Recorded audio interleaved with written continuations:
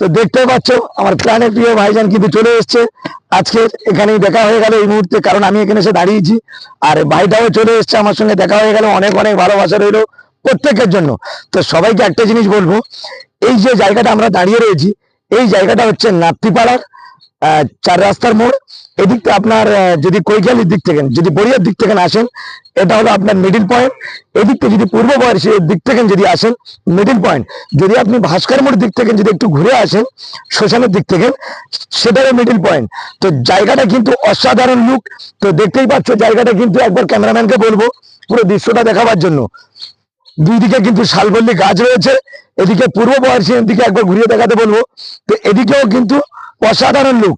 তো যারা ইউটিউবার, যারা ব্লগার, যারা কন্টেনার রয়েছে সবাইকে বলবো এই জায়গায় এসো আর ভিডিও বানাও। আপনার ভিডিও কিন্তু পরে উঠে যাবে, কারণ জায়গাটা হচ্ছে অসাধারণ লুক, অসাধারণ।